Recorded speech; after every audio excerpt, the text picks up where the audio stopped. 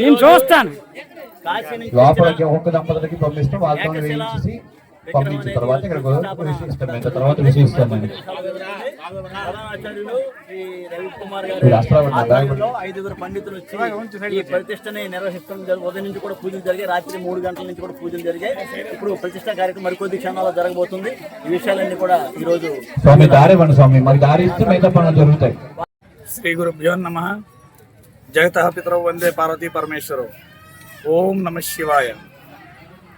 గుమ్మలక్ష్మీపురం గ్రామంలో శ్రీ నామాలీశ్వర స్వామి ఆలయ యొక్క జీరోధారణ ప్రతిష్ట మహోత్సవ కార్యక్రమం 19, 20 తేదీల్లో గుమ్మలక్ష్మీపురం గ్రామంలో జరిగింది. ఈ యొక్క ప్రతిష్ట కార్యక్రమంలో 19వ తారీఖు సాయంత్రం స్వామివారికి తిరువీధి మహోత్సవ కార్యక్రమం జరిగింది.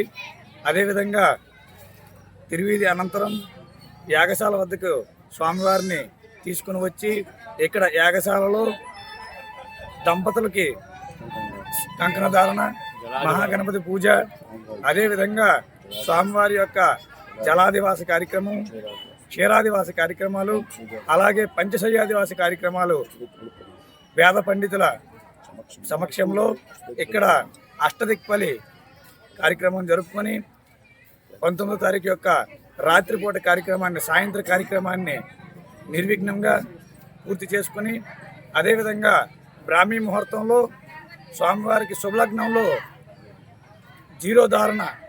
జీర్ణోధారణ కార్యక్రమాన్ని, అంటే ఏదైతే ప్రతిష్ఠించబడినటువంటి లింగం ఏదైతే శివలింగం ఉందో అది శిథిలావస్థ స్థితిలో ఉన్నదాన్ని మళ్ళీ తీసి వేరేగా పునఃప్రతిష్ఠ చేసి జీర్ణోధారణ కార్యక్రమాన్ని చేసి యంత్ర ప్రతిష్ఠ సహిత శ్రీ నామాల ఈశ్వర స్వామి వారి యొక్క ప్రతిష్టా మహోత్సవ కార్యక్రమం 20వ తారీఖు 10:56 శుభలగ్నంలో శుభముహూర్తంలో అంగరంగ వైభవంగా వేద మంత్రోచ్చరణ మధ్యన ఇక్కడ గుమ్మలక్ష్మీపురం గ్రామంలో భక్తులందరి యొక్క సహాయ సహకారాలతో, అలాగే కమిటీ వారి యొక్క సహాయ సహకారాలతో, భక్తులు యొక్క భక్తి శ్రద్ధలతో ఈ యొక్క నామాల ఈశ్వర స్వామి వారి యొక్క ప్రతిష్ట మహోత్సవ కార్యక్రమం అత్యంత వైభవంగా దిగ్విజయంగా జరుపుకున్నాం. అదేవిధంగా 20వ తారీఖు ఉదయాన్నే ఇక్కడ స్వామివారికి యాగశాల మహోత్సవ కార్యక్రమంలో స్వామివారి యొక్క పంచామృత అభిషేక కార్యక్రమం చేసుకుని స్వామివారి యొక్క కళాన్యాసం చేసి, అదేవిధంగా స్వామివారికి 10:56 యంత్ర ప్రతిష్టాపన చేసి స్వామివారి యొక్క దర్శన భాగ్యాన్ని భక్తులందరికీ 11 గంటల తర్వాత కమిటీ వారి యొక్క సహాయంతో, భక్తులందరి యొక్క సహాయంతో వేద మంత్రోచ్చరణ మధ్యన స్వామివారి యొక్క దివ్య దర్శన కార్యక్రమం జరిగింది. అదేవిధంగా గ్రామస్తులందరూ కలిపి ఇక్కడ అన్న సంతర్పణ కార్యక్రమం, అన్నదానం మహాదానం, అన్న సంతర్పణ, అన్న ప్రసాద వితరణ కార్యక్రమాన్ని అత్యంత వైభవంగా ఈ యొక్క గుమ్మలక్ష్మీపురం గ్రామంలో నిర్వహించడం జరిగింది. కాబట్టి భక్తులు 50 మందికి ఇందులో ప్రత్యక్షంగా ఇటువంటి ప్రతిష్టా కార్యక్రమాల్లో ప్రత్యక్షంగా పరోక్షంగా పాల్గొన్నటువంటి ప్రతి ఒక్క భక్తులకి, భక్తుల యొక్క సకుటుంబ సపరివార సమేత శాశ్వత వర్గానికి స్వామివారి యొక్క కరుణ కృపా కటాక్ష వీక్షణలు ఉండాలని స్వామివారికి శతకోటి నమస్కారాలు. ఓం నమ శివాయ. భక్తులందరికీ ఈరోజు ఈ మహత్కార్యం గురించి అన్ని వివరాలు కూడా ఇవ్వడం జరుగుతుంది. మీ అందరూ కూడా చూసి ముక్తిని పొంది మీ అందరూ కూడా ఆ దేవుని అనుగ్రహాన్ని పొందుతారని కోరుకుంటూ ఈ వీడియో సమర్పిస్తున్నాం.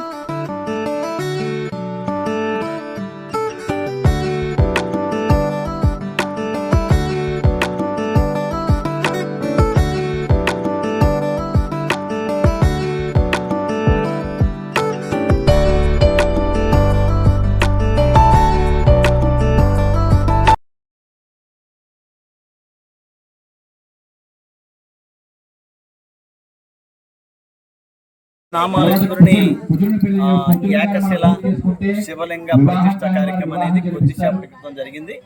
ఈ ఆలయం గురించి, ఈ ఆలయం ప్రాచుర్యం గురించి, ఇది ఎప్పుడు వెలిసింది, ఎలా వెలిసింది, వివరాలన్నీ కూడా మా గ్రామ పెద్ద మాజీ సర్పంచ్ శ్రీ గురుని పూజ చేసుకుంటే బొక్కాడ గౌరీశంకరరావు గారి మాటల్లో మనం భాగంగా వివాహం కాని వాళ్ళు విద్యావంతులైతే ఓం నమః శివాయ. శ్రీ శ్రీ అలాగే నామాలేశ్వరుడి మనం పూజ చేసుకుంటే దాంపత్య జీవితం బాగుంటుందట. ఈరోజు కాశీ నుండి స్త్రీ తీసుకొచ్చిన పురుషులను పూజ చేసుకుంటే ఏకశిల మన ప్రాణాన్ని శివలింగ ఆయుష్ని ప్రతిష్ఠా కార్యక్రమం కాపాడేవాడు జరుగుతుందండి. ఇది ఎవరు? ఒక భక్తుడికి దైవ సందేశం రావడం వల్ల అందులో భాగంగా ఆయన నలుగురు స్నేహితులతో కలిసి కాశీ నుండి వెళ్ళి ఆ విగ్రహాన్ని తీసుకొచ్చి ఈరోజు ప్రతిష్ఠా కార్యక్రమం అనేది నిర్వహించడం జరుగుతుంది. మరి ముఖ్యంగా పూర్వం నుండి కూడా ఈ ఆలయాన్ని పురాతన ఆలయంగా మొక్కుతూ ఉన్నారు. చెట్టుని పుట్టని ముఖ్య విధంగా చేస్తుండేవారు. గత 100 సంవత్సరాలకు పైగా ఈ దేవాలయం పూజలు అందుకుంటుంది. మరి ముఖ్యంగా దీని వృత్తాంతం ఏంటంటే పూర్వం వ్యాపారస్తులు ఈ చెట్టు దగ్గరికి వచ్చి ఏదో వాళ్ళు వ్యాపారం చేసుకున్నటువంటి తినుబండారాలు పెట్టుకుంటూ వెళ్ళేవారు. అటువంటి వచ్చే క్రమంలో వ్యాపారాలు చాలా చక్కగా జరిగేవి.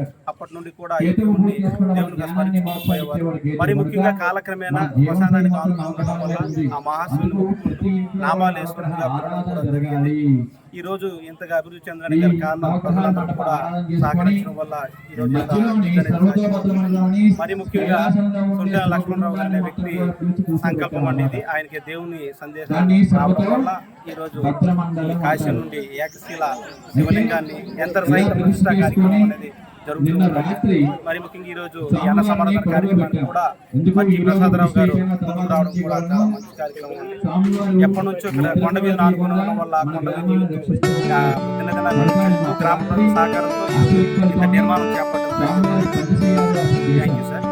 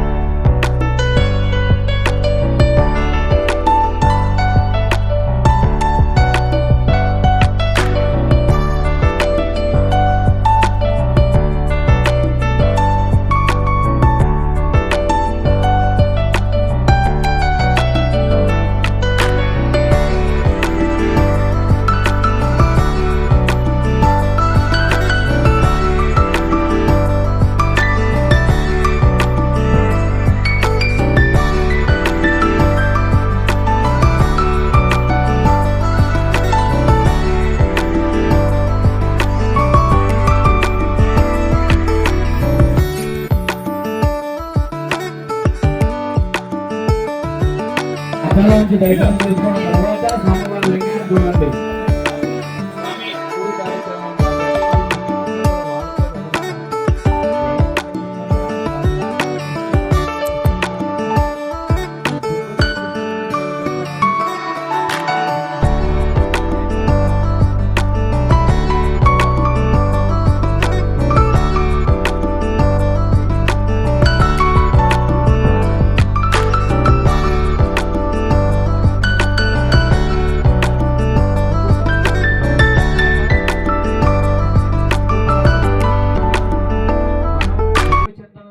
కార్యక్రమం చేస్తూ ఉన్నప్పుడు దైవ చింతనలో మాత్రమే ఉండాలి. నేను వస్తున్నప్పుడు నిన్న మధ్యాహ్నం నుంచి ఇట్లాంటి కార్యక్రమాలు మా గ్రామంలో ఎప్పుడు కూడా జరగలేదు.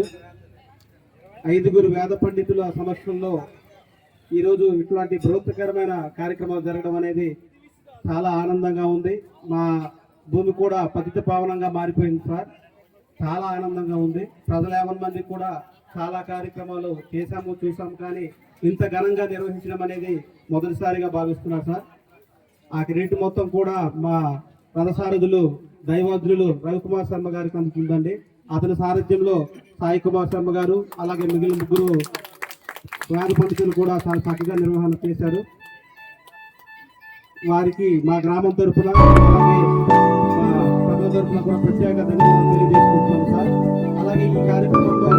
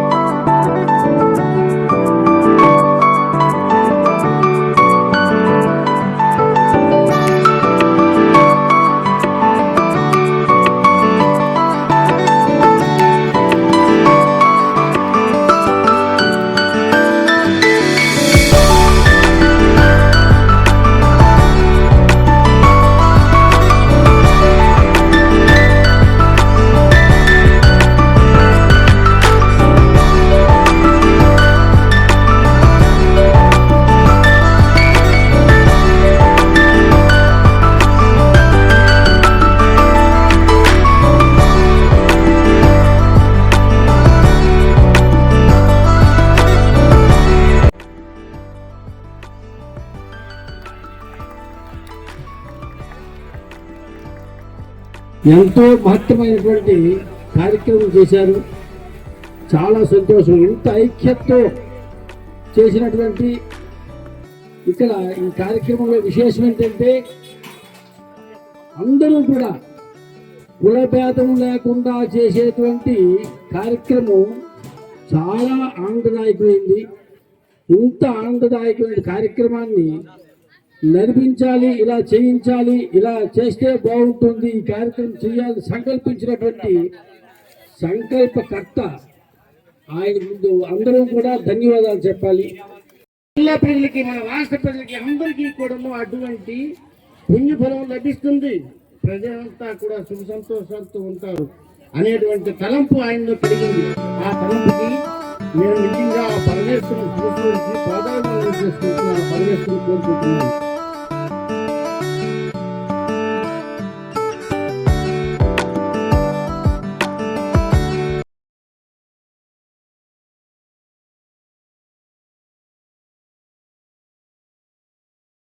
వీడియో కనుక నచ్చితే లైక్ చేయండి, షేర్ చేయండి, సబ్స్క్రైబ్ చేసుకోండి. Thank you friends.